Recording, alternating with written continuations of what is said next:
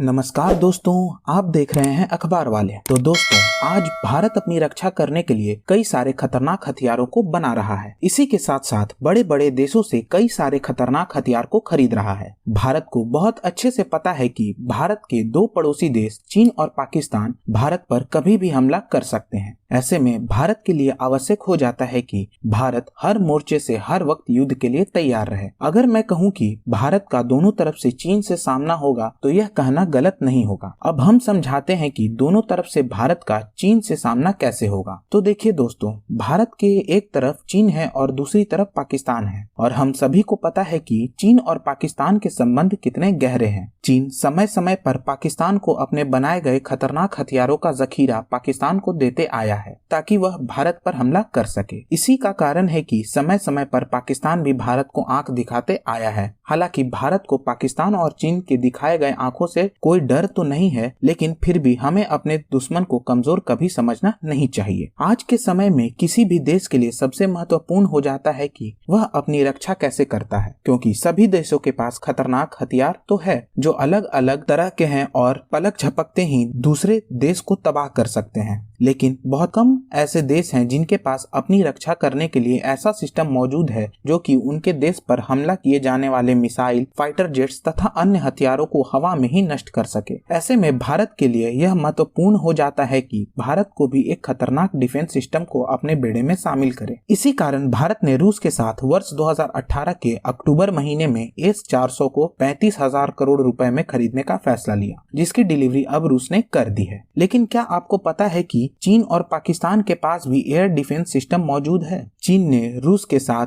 S-400 की भी deal की है जिसे रूस ने उसे दे दिया है, लेकिन पाकिस्तान के पास चीन का बनाया गया एयर डिफेंस सिस्टम मौजूद है जिससे पाकिस्तान दावा करता है कि उसकी रक्षा के क्षेत्र में यह मिसाइल सिस्टम बहुत कारगर है। इसी वर्ष के अक्टूबर महीने में चीन ने अपना स्वदेशी निर्मित air defence system HQ-9 Pakistan को सौंपा है। यह एयर डिफेंस सिस्टम भी लंबी दूरी तक सतह से हवा में मार करने में सक्षम है। इसे चीन की company Chinese precision machinery import and export corporation ने बनाया है। इसका वजन करीब 2000 किलोग्राम है और इसकी लंबाई 6.5 मीटर के आसपास बताई जा रही है। आप जानकर चौंक जाएंगे कि यह मिसाइल सिस्टम भी किसी भी हेलीकॉप्टर, विमान, guided bomb, tactical ballistic missile जैसे अन्य बड़े खतरों को भी टाल सकता है। इस मिसाइल की अधिकतम दूरी 100 किलोमीटर से 300 किलोमीटर तक बताई जा रही है। लेकिन दोस्तों, आपको अच्छे से पता होगा कि चीन एक कॉपी कैट है जिसने अपने देश में अन्य देशों के सामानों की चोरी की और उसे विकसित किया। ऐसे में विशेषज्ञ दावा करते हैं कि यह मिसाइल रूस का S-300 और अमेरिका का MIM-104 पैट्रियोट मिसाइल सिस्टम की तकनीक पर बनाया गया है। इसमें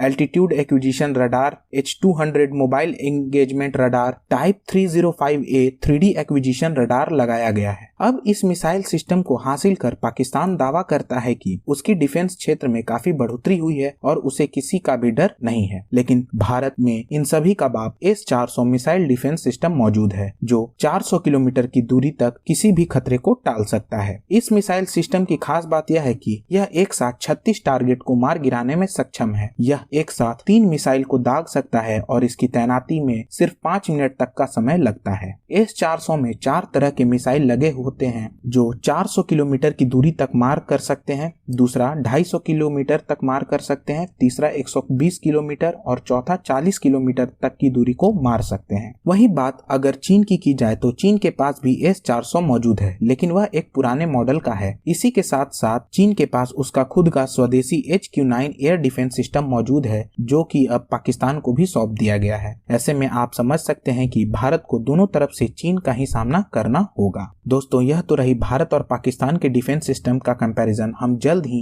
चीन और भारत का एयर डिफेंस सिस्टम का कंपैरिजन लेकर आएंगे। हालांकि इन सब पर आपकी क्या राय है, अपनी प्रतिक्रिया कमेंट में जरूर दें। वीडियो पसंद आई है तो लाइक करें, शेयर करें और सब्सक्राइब करें। धन्यवाद।